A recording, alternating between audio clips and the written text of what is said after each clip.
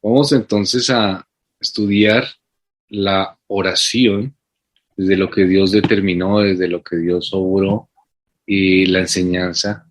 Estamos estudiando lo que se denomina medios de gracia.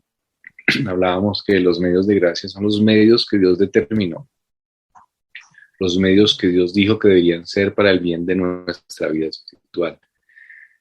Habíamos dicho que la iglesia es experta en inventar cosas para tratar de mejorar su condición de vida.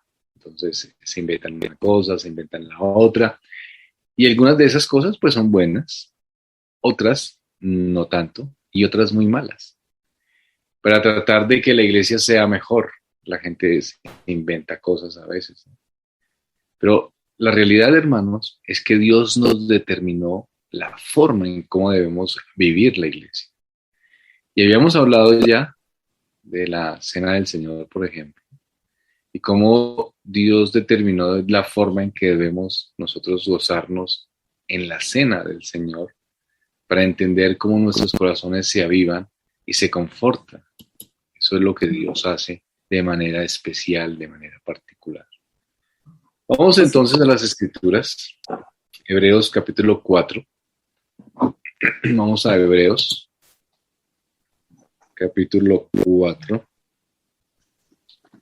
versículos 14 al 16. Entonces, permítanme un momento. Hebreos capítulo 4, 14 al 16.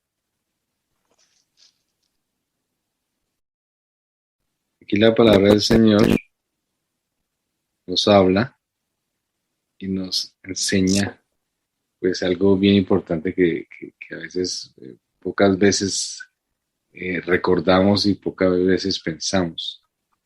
Hebreos 4, versículos 14 al 16. Entonces, dice el Señor: por tanto, teniendo un gran sumo sacerdote que traspasó los cielos, Jesús, el Hijo de Dios, retengamos nuestra profesión. Porque no tenemos un sumo sacerdote que no pueda compadecerse de nuestras debilidades, sino uno que fue tentado en todo, según nuestra semejanza, pero sin pecado. Acerquémonos pues confiadamente, ven lo importante, acerquémonos pues confiadamente al trono de la gracia, para alcanzar misericordia y hallar gracia para el oportuno socorro. ¿Mm? Bien interesante, ¿no? Acerquémonos confiadamente al trono de la gracia. ¿Eso qué es? Así ¿De qué es. está hablando este texto? Pues está hablando de la oración, básicamente. Está hablando de lo que nosotros tenemos en Cristo Jesús. Acerquémonos confiadamente al trono de la gracia. Entonces, estos medios de gracia, según este texto, no son dados por nuestras capacidades, no son dados por nuestros entendimientos.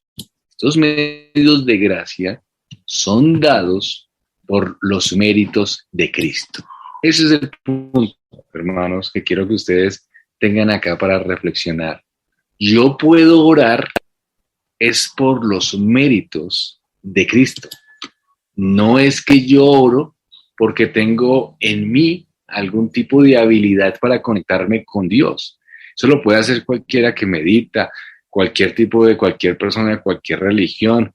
Puede entrar en algún tipo de experiencia mística y hacer algún tipo de oración. No, aquí estamos hablando de lo que dice Hebreos: acercados confiadamente al trono de la gracia. Entonces, la oración es algo dado única y exclusivamente por los méritos de la redención en Cristo. Nosotros podemos orar por la redención que Dios obró en Cristo. Y esta redención es una vez y para siempre. ¿Qué quiere decir esto? Que la oración es un beneficio que siempre tendremos. ¿Por qué? Porque es un beneficio por los méritos de Cristo. ¿Sí? Y es un medio que Dios utiliza de manera especial. ¿Para qué? para el bien de nuestra alma. Por eso es que la oración se denomina, dentro de la teología, un medio de gracia. Vamos a ver Hechos capítulo 2, versículo 42. Hechos capítulo 2, Hechos 2, 42. Dice así.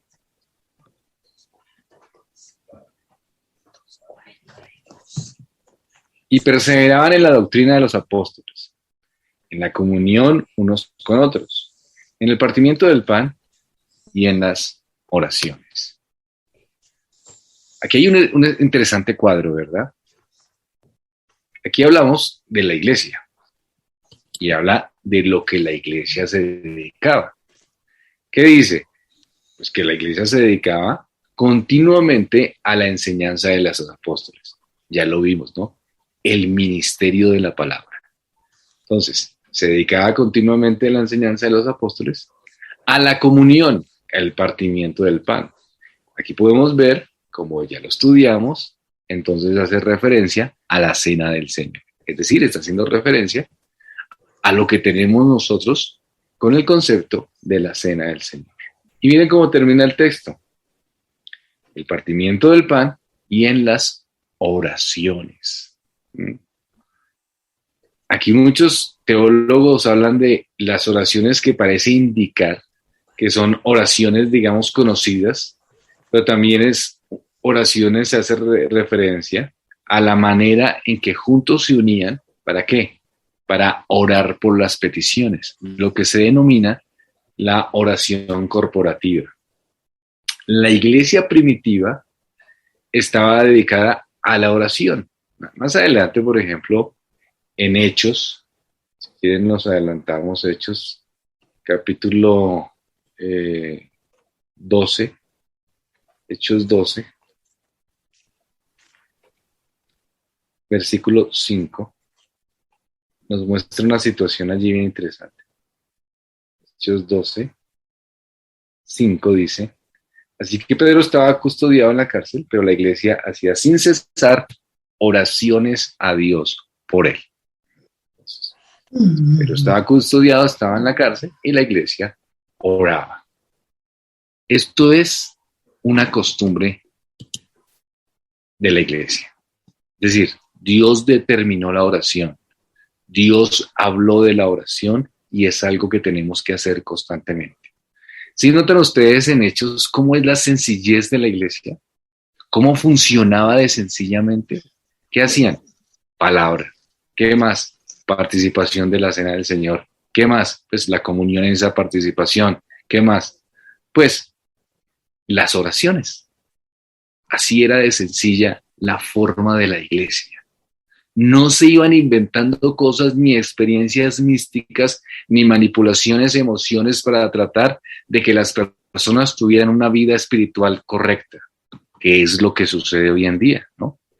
Las personas tratan de buscársele, o las iglesias tratan de buscar la forma en que las personas pues tengan alguna experiencia para que puedan realmente salir de sus situaciones. Vuelvo y repito, nosotros podemos hacer una reunión, que las hacemos, una reunión de parejas. Podemos hacer reuniones de damas, que también las hacemos, eventualmente. Tenemos tiempos, tenemos compañerismo, tenemos este tipo de circunstancias como iglesia. Pero ese no es el fin, ni es tampoco la obligación de la iglesia. No lo es. ¿Por qué? Porque sí Dios dejó cosas claramente obligatorias. ¿Cuál es? El ministerio de la palabra, la Santa Cena y la oración. Eso es obligatorio. Como los he repetido, durante años, hermanos, durante años, la iglesia de Cristo se ha sostenido con estos pilares o lo que se denomina medios de gracia. Las demás cosas que nosotros hacemos en nuestro contexto pueden de alguna manera ayudar, pueden de alguna manera fortalecer, pero no es la base y esencia del cristianismo. El cristianismo es sencillamente hermoso, sencillamente hermoso.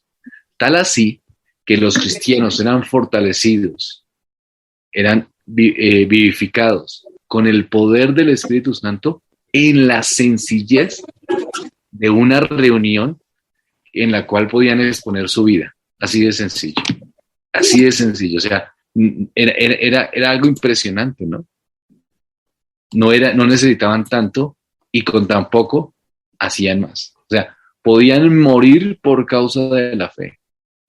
Podían morir por causa del evangelio. ¿Y qué tenían? Poco, ¿verdad? Poco. Y hoy en día nosotros tenemos tanto y a veces somos tan poco firmes, ¿no? Es decir, hoy en día tenemos esto, por ejemplo, descansando desde el sillón, escuchando aquí la palabra, tranquilos, relajados, con un tinto, la agüita. ¿Cómo hacían los hermanos en la iglesia primitiva?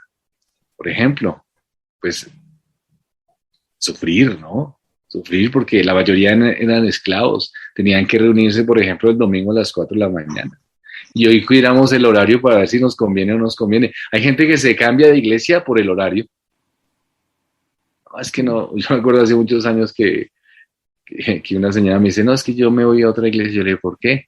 Lo que pasa es que en esa iglesia sí hacen el culto bien temprano y entonces tengo todo el día. Y yo, pero es el día del Señor. Es el día del Señor, es lo que Dios determinó, es que Dios lo determinó para Él, para su gloria. No es como que chuleo el requisito de ir a una reunión y tengo el resto del día. O sea, no se trata de eso. O sea, los hermanos en la iglesia primitiva se reunían a las 5 de la mañana, a las 4 de la mañana para poder ir a hacer sus quehaceres a sus amos. Y muchos de esos amos los perseguían por su fe. Eso era un martirio, era un sufrimiento y no tenían las herramientas que nosotros tenemos hoy en día. En China, cuando se dio todo lo de la revolución cultural, los hermanos tenían apenas fragmentos de la Biblia y los domingos se reunían para leer esos fragmentos de una manera pues oculta, para leer esos fragmentos. No habían luces, no había gran sitio, gran lugar. Y así, sin embargo, mantenían su fe. ¿Por qué? ¿Por qué llevamos más de 2000 años? ¿Por qué la iglesia sigue existiendo? No por nuestra imaginación, no por los inventos que hemos hecho durante los años, no porque nos inventamos las reuniones de jóvenes, no porque nos inventamos las reuniones de, creo que alguna iglesia llama reuniones de empresarios, años dorados para los viejitos, no porque nos inventamos toda esa cantidad de cosas. ¿Saben por qué la iglesia sigue sostenida? Porque Dios mismo la sostiene y los creyentes obran en lo mismo que han obrado siempre, que es oración, ministerio de la palabra, Santa Cena. Eso es, los medios de gracia. Eso es lo que necesita el creyente para mantener su vida cristiana y espiritual. No hay otra cosa. Yo recuerdo algún tiempo que yo estaba en Jucún, que es una organización misionera, y yo hice la escuela ya de Jucún, y yo me acuerdo que yo pues estudié, fui misionero, y era nos enseñaban una cosa que era sanidad interior, y yo iba a las iglesias, íbamos a muchas iglesias, y los muchachos, los jóvenes con tantos problemas, y yo pues ponía en práctica y hágale sanidad interior a uno, hágale sanidad interior al otro, y hace también sanidad interior. Y yo le decía, ¿y cómo es esa sanidad interior? No, pues recuerde cuando usted pues era bebé, su papá no lo quiso, entonces usted es así es porque su papá no lo quiso, pero ahora yo voy a asumir el papel de su papá y le voy a pedir perdón para que usted se sienta ya tranquilo o tranquila y ya cambie. Eso es una locura. ¿Quién se inventó eso? ¿Quién se inventó? ¿Qué necesita el cristiano? El cristiano necesita entender la obra redentora de su Salvador y entender estos medios que Dios determinó, que son los medios hermosos de gracia. Miremos, por ejemplo, Hechos 13. Hechos 13, desde el versículo 1. Dice la palabra del Señor. Había entonces en la iglesia que estaba en Antioquía profetas y maestros, Bernabé, Simón y el que se llamaba Niger, Lucio de Cirene, Nanaén, el que se había criado junto con Herodes el tetrarca y Saulo. Ministrando estos al Señor y ayunando, dijo el Espíritu Santo, apartarme a Bernabé y a Saulo para la hora que los he llamado. Entonces, habiendo ayunado y orando, les impusieron las manos y los despidieron. Entonces, el Espíritu Santo aparta a los hombres para la obra de la iglesia. Claro que sí, lo creemos. El Espíritu Santo hace una obra especial y particular ahí. El Espíritu Santo aparta a los hombres para la obra de la iglesia. Pero vemos una responsabilidad de la iglesia. ¿Cuál es? Ora. Eso es lo que dice el texto. Ora. ¿Y qué? Y aparta a estos hombres. ¿Qué quiere decir eso? Que si algo caracterizó a la iglesia en el primer siglo, a la iglesia primitiva, en los primeros siglos, fue la oración. Eso es lo que marcó realmente el estandarte de la iglesia, la oración. Por eso, aún en medio de las persecuciones que se manifestaron en ese tiempo, particularmente con Nero y otros, la iglesia era una iglesia perseverante, era una iglesia que andaba y se mantenía firme. ¿Por qué? Porque a pesar de que hubo errores, fallas, circunstancias, era una iglesia que oraba, que entendía por qué oraba. ¿Y por qué oraba? No para simplemente tener algún tipo de rito o de repetición emocional. No, entendían que la oración era una consecuencia. ¿De qué es la consecuencia? Pues de la obra de expiación de Cristo en la cruz. Es decir, por la cruz del Calvario es que ellos entendían el bienestar de la oración. Voy a explicarlo mejor. Cuando nosotros oramos, decimos por los méritos de Cristo, ¿cierto? Si usted le dice a alguien que no es cristiano, ore, y esa persona le dice, sí, yo oro, está orando realmente, es decir, está teniendo una comunión personal con el Señor Jesucristo, con Dios a través del Señor Jesucristo. No, ¿por qué? Porque la única forma de relacionarme yo con Dios es por el sacrificio expiatorio de Cristo. Los que leyeron la reflexión que hice hoy. Si es por el mérito de Cristo, entonces puedo acercarme a orar. Si no es por los méritos de Cristo, no es una oración que llegue al Padre. No es una oración que llegue a Dios. ¿Por qué? Porque para orar solamente se puede a través del Señor Jesucristo, como el texto de Hebreos capítulo 4. Si no es por medio de Cristo, es una experiencia que usted tiene de comunión, de hablar, de sentir, pero nunca es una oración. Yo puedo repetir muchas veces, Dios dame esto, Dios dame esto, Dios dame esto, pero si no soy justificado y si no entiendo que la oración es por Cristo y por sus méritos a través mío, es decir, que por la obra redentora en Cristo Jesús, que Él murió en el Calvario, yo puedo acercarme a Cristo, solamente estoy diciendo palabras vanas.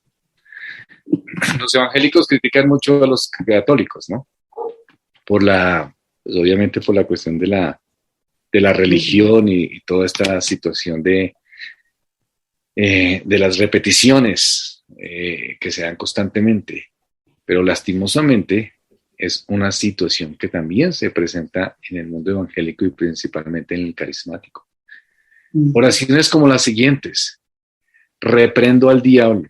Eso no es una oración. Oraciones como la siguiente: declaro, confieso que Dios va a sanar. Declaro, confieso que Dios va a hacer. Eso no es una oración.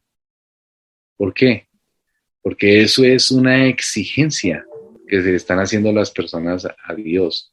Pero ni siquiera, muchos de estas personas tal vez ni siquiera han nacido de nuevo. Entonces no comprenden lo que tienen en Cristo Jesús y lo que son realmente en humillación. ¿Cómo es entonces la oración? La oración es la que reconoce nuestra condición de pecadores y que la única forma en que nos acercamos a Dios es por medio de Cristo. No es simplemente haciendo repeticiones vanas y sin sentido. Si yo le digo a un incrédulo, ore, no lo va a poder hacer. No lo va a poder hacer. Hay muchos creyentes que son así. Le dicen a los incrédulos, oren. Ellos necesitan entender el pecado. Y al entender el pecado, entonces necesitan entender, van a comprender la gracia. Y al entender el pecado y la gracia, van a solicitar perdón. Y al solicitar perdón y Dios les concede ese perdón, entonces se van a arrepentir.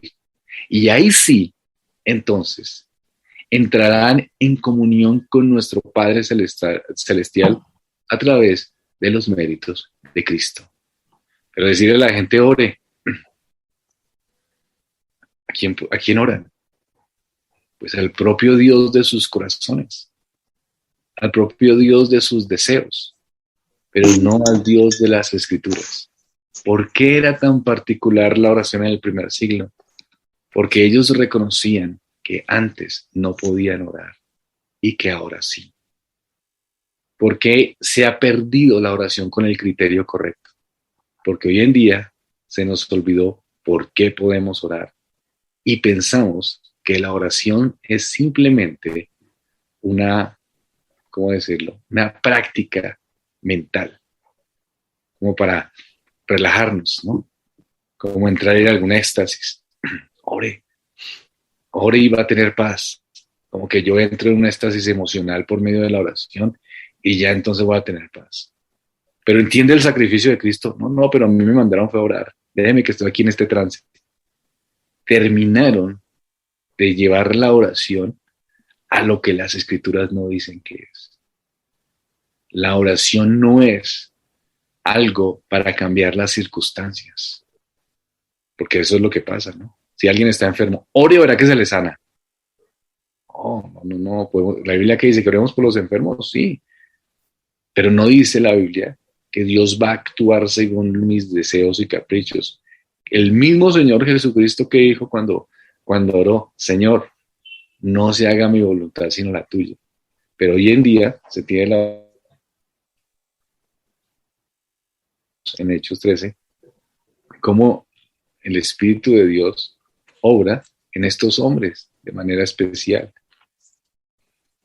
Pero la iglesia también ora. El Señor Jesucristo mismo ordenó la oración. Es un medio de gracia. Cristo la ordenó. Y aunque la oración precede al ministerio terrenal de Cristo, podemos encontrar o podemos ver en el Nuevo Testamento un mandato de Cristo a orar, por ejemplo. En Juan capítulo 16. Vamos a Juan capítulo 16. Juan capítulo 16.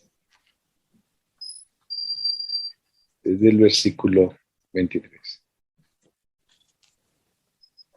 Y en aquel día no me preguntaréis nada.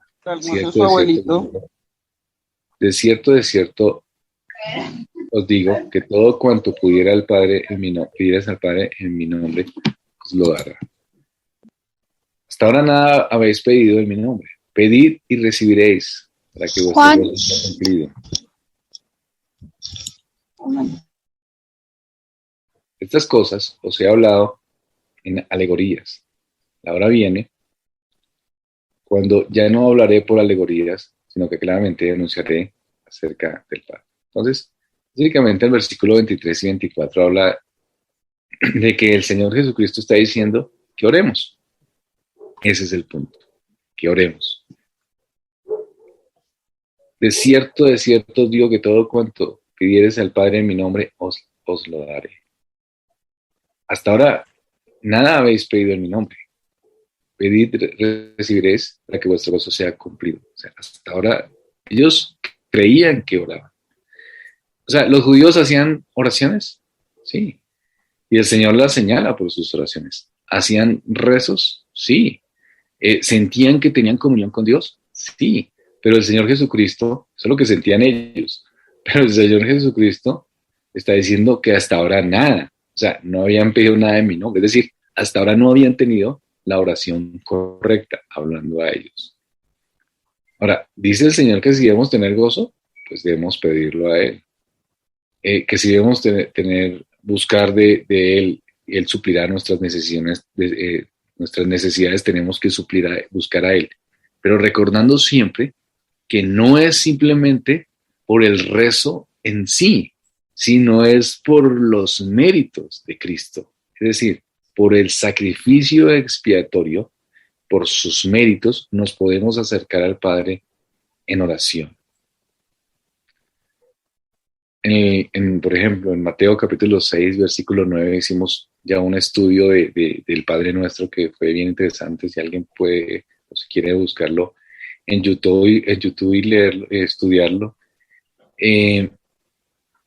ahí vemos como los parámetros de la oración correcta.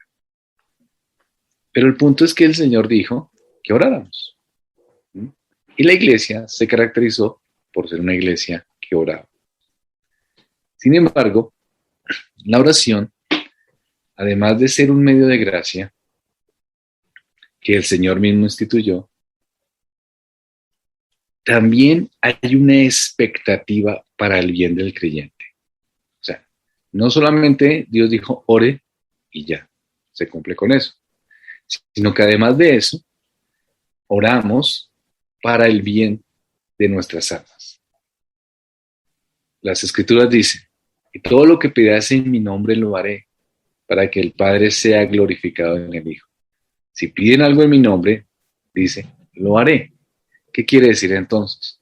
Que hay una bendición en la oración. Pues sí, hermano, hoy en día, pues claro, reconocemos eso, que hay una bendición en la oración.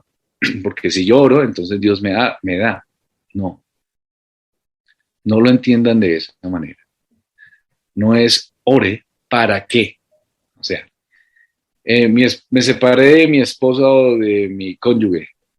Ore para que regrese. ¿Podemos hacerlo? Sí, claro. Pero ese no es el fin de la bendición en la oración. ¿Cómo así, hermano? Es que para qué es oro, para que Dios me dé lo que necesitamos. No. La oración es, como el Señor Jesucristo nos enseñó, para que se haga tu voluntad y no la nuestra. ¿Qué quiere decir eso? Para que seamos fortalecidos. ¿En qué? En la voluntad de Dios. Y eso es una bendición para mi alma. Es decir, cuando usted se acerca a Dios en oración y ora, Señor, tengo estas circunstancias, pasa esto. Y usted se acerca a Dios diciendo, tus méritos por Cristo, en el nombre de nuestro Señor Jesucristo, te pongo estas peticiones y estas circunstancias, reconociendo tus méritos. Dios obra en bendición para el creyente. ¿Cómo? Pues que nuestros corazones son fortalecidos en medio de la adversidad que podamos estar viviendo. Porque la oración en sí misma, por lo que implica, es decir, usted, ser pecador, miserable, vil, se está acercando al Dios santo y eterno. Eso es lo que estamos hablando que es la oración. Ese solo acercamiento ya es una bendición. Solo eso. Independiente de que le den o no le dé, o le suplan o no le suplan como usted espera, ese solo acercamiento es una bendición. ¿Por qué? Porque es la bendición para nuestras almas. Es la bendición en nuestros corazones. Les pongo un ejemplo de una circunstancia. Usted quiere encontrarse, no sé, con el rey de España. Y entonces usted le dicen, listo, yo lo llevan del rey de España. Y lo llevan a España y usted nunca ha salido del país, pero ya cogió un avión y se fue para España. Y está en España y se encuentra con el rey y, y hay un gran palacio, un gran corte, unas cosas increíbles que usted en la vida nunca había visto. Usted no había salido allá del barrio y cuando de pronto es que está viendo unas cosas impresionantes y cuando se relaciona con el rey de España y usted le habla al rey de España y le pide plata prestada. Y el rey de España le dice, no, pero tampoco, no, pues usted ya, o sea, no, yo no tengo plata para prestarle. Usted le dice al rey de España, sí, pero necesito algunos euros y el rey de España no le da los euros. El simple hecho de que usted viajó a España, de que usted estuvo en ese castillo, de que usted estuvo en esa corte impresionante, ya usted se va contento. O usted será que se devuelve amargado, no, pero le pedí 10 euros al rey de España y no me los dio. ¿Usted será que devuelve amargado? No, ya le pagaron todo, lo llevan a viajar, le hicieron todo, y usted llegó y le pidió prestada plata al rey de España, pero el rey de España le dijo, no, tampoco. ¿Y usted se vuelve aburrido? No.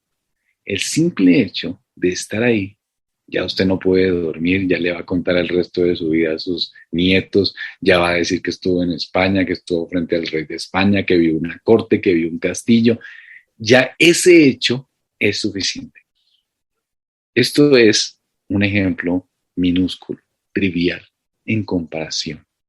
Estamos hablando del Dios Santo, que no existe posibilidad de que usted, con el pecado de esta mañana, con esa intención que tuvo esta mañana, con ese deseo malsano, con esas palabras de chisme, con ese inconformismo, con eso que vio los alimentos y usted dijo, ay, qué pereza otra vez pollo, con esas actitudes pecaminosas, por minúsculas y pequeñas que sean, no hay forma que puedan acercarse a un Dios absolutamente santo que odia el pecado. ¿Sí? Entonces, por los méritos de Cristo, solo por su sangre, que nos hace justos delante del Padre, podemos acercarnos al trono de la gracia y decir, Señor, aquí estoy. Ya, bendición. Así de sencillo, ya, bendición. Usted se acerca a Dios y dice, Señor, aquí estoy, ya, bendición. ¿No les parece increíble? No hay una cosa más.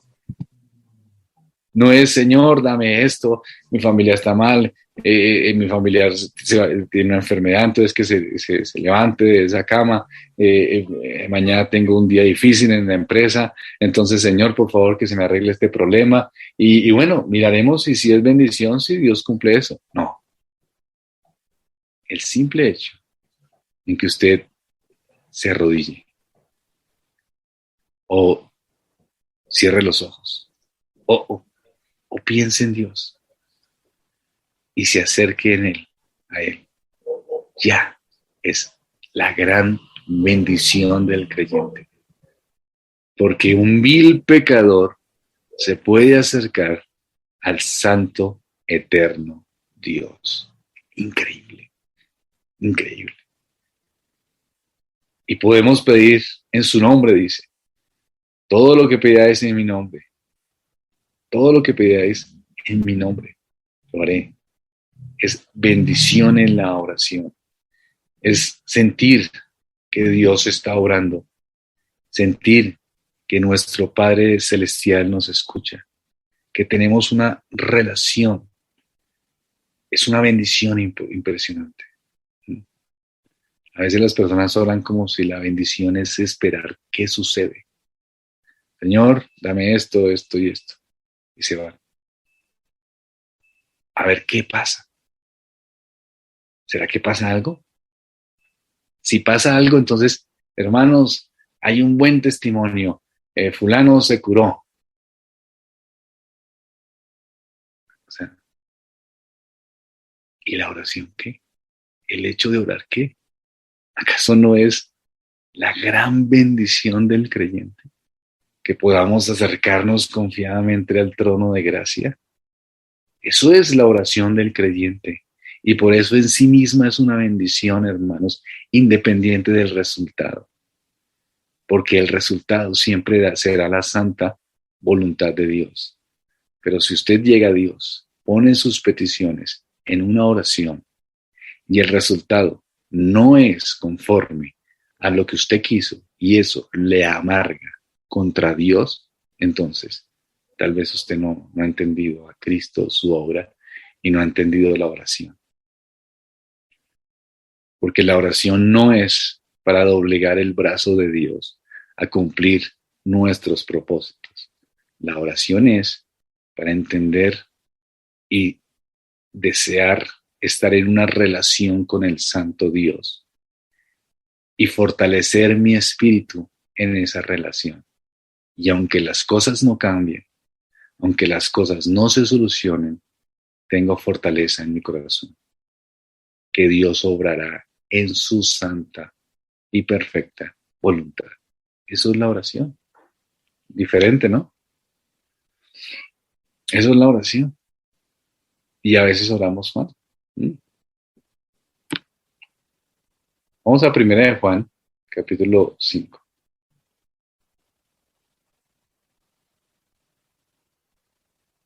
Primera de Juan, capítulo 5.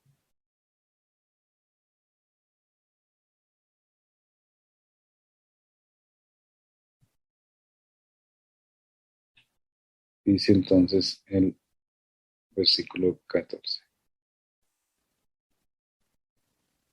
Y esta es la confianza que tenemos en Él, que pedimos alguna cosa conforme a su voluntad, Él nos oye. Si pedimos alguna cosa que conforme a su voluntad, Él nos oye. No nuestra voluntad, es conforme a su voluntad, Él nos oye. Miren, hermanos, Dios es poderoso para actuar y Él hace cosas impresionantes.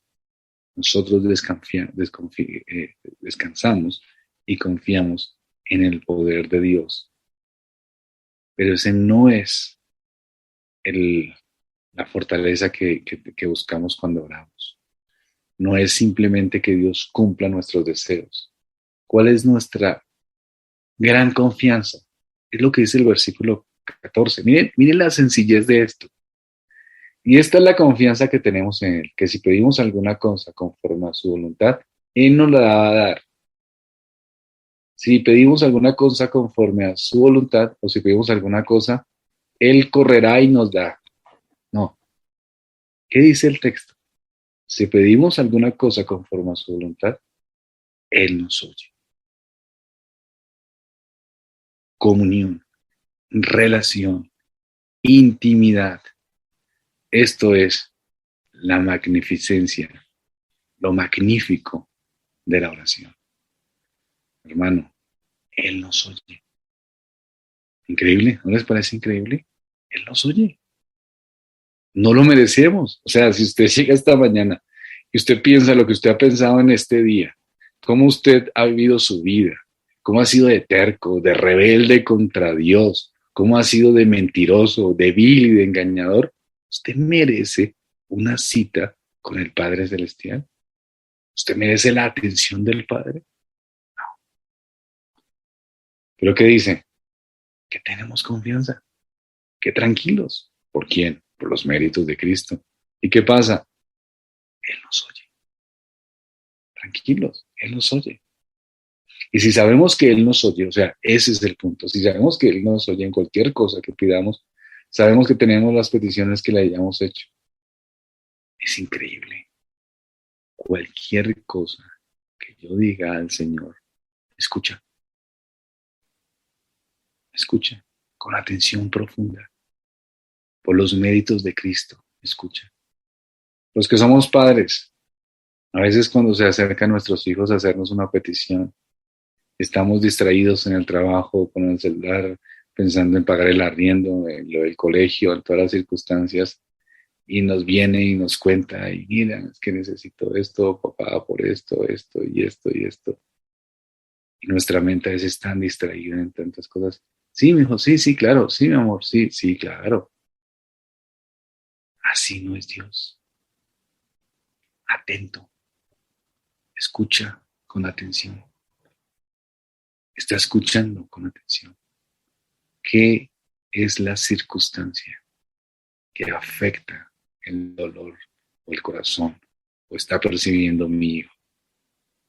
Está totalmente atento, está totalmente atento a la petición de sus hijos, está en totalmente comunión perfecta por los méritos de Cristo.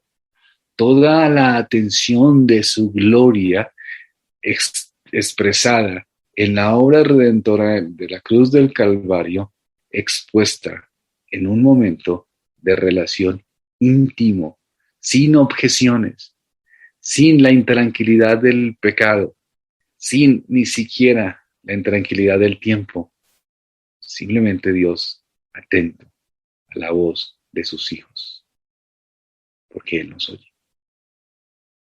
Digamos que estamos en la primera parte. En la primera parte estamos viendo lo que es la bendición ya del hecho en sí de la oración. Digamos que ya es una bendición.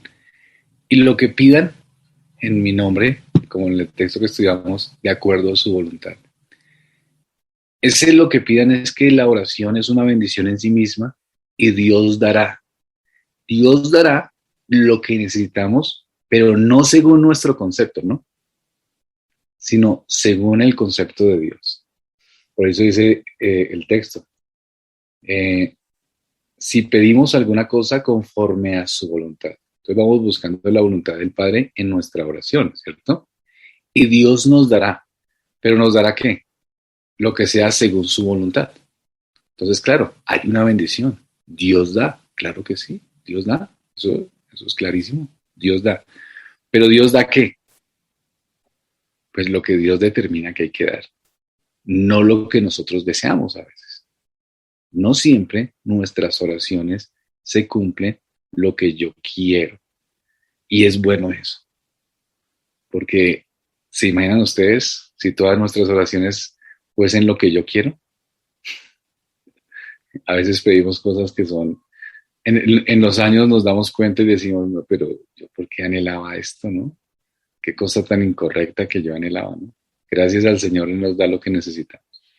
Entendamos lo siguiente, la Biblia es un todo, ¿me hago entender? Y la Biblia nos va revelando y nos va mostrando el camino. Hay una cosa que se llama analogía de la fe. Entonces, cuando hay un texto que parece no muy claro, entonces hay otro texto que lo aclara. Entonces, ¿cuál es esta en relación a la oración? ¿Qué es la realidad? Que podemos orar. Eso ya es impresionante. Ya. ¿Cuál es la otra realidad? Que podemos pedir. Eso también es impresionante. ¿Cuál es la otra realidad? Que Él nos dará. Pero ¿cuál es la otra realidad? ¿De acuerdo a qué? A su voluntad. En toda la Biblia vemos estas realidades. Y eso es lo que es, pues, trascendente y hermoso. Si no fuese así, entonces sería de acuerdo la oración hacia mi voluntad y lo que yo quiera en mis caprichos.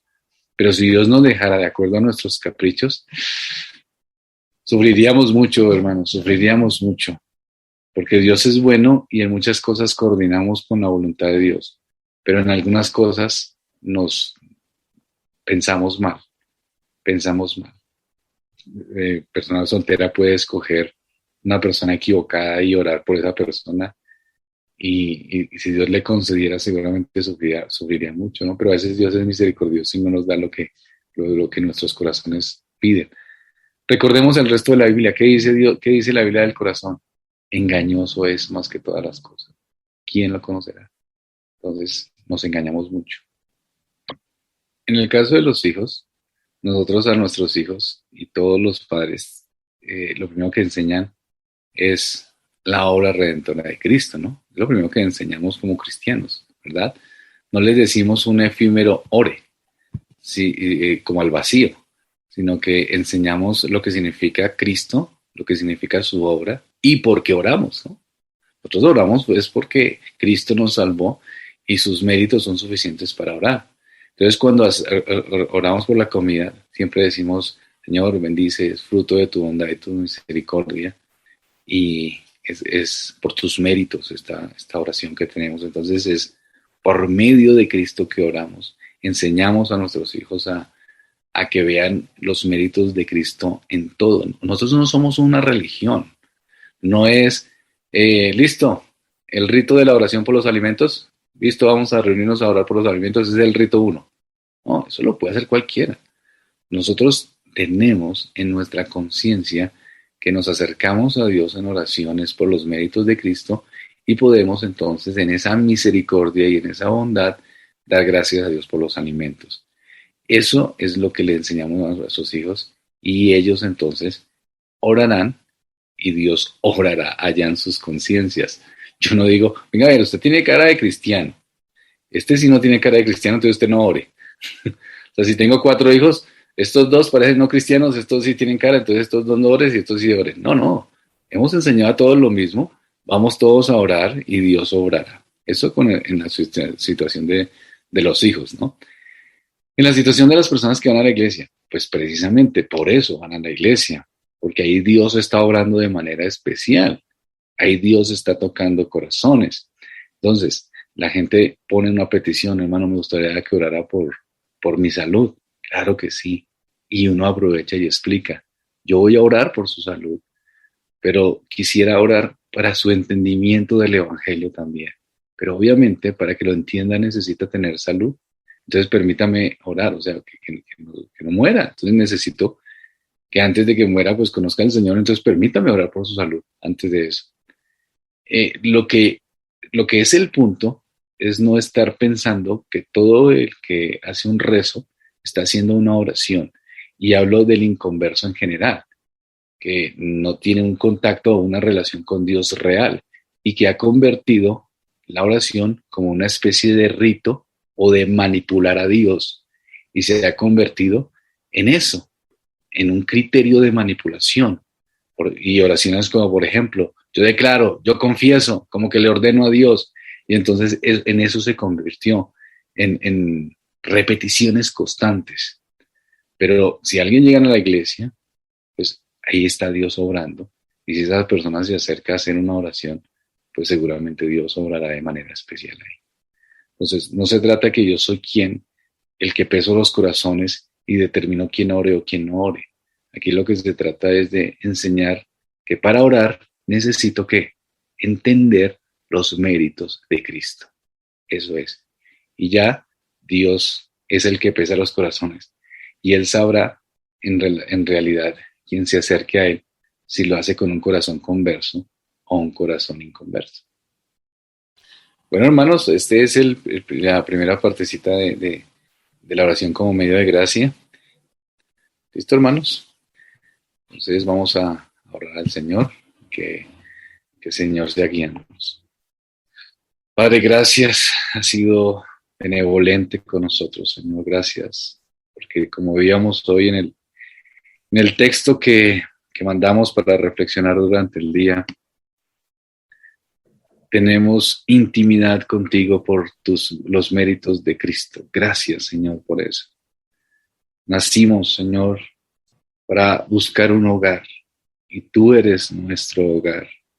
Satisfacción plena, Señor. Y eso fue por la obra redentora.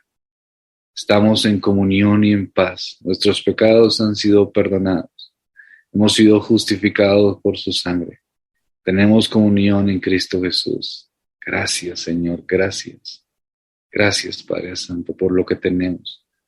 Podemos, como dice Hebreos, acercarnos confiadamente al trono de la gracia. Así no hablemos bien, así no tengamos estudio, o tengamos luchas internas, así seamos débiles o fuertes. Cualquiera puede acercarse, cualquiera que ha sido justificado por la obra de Cristo.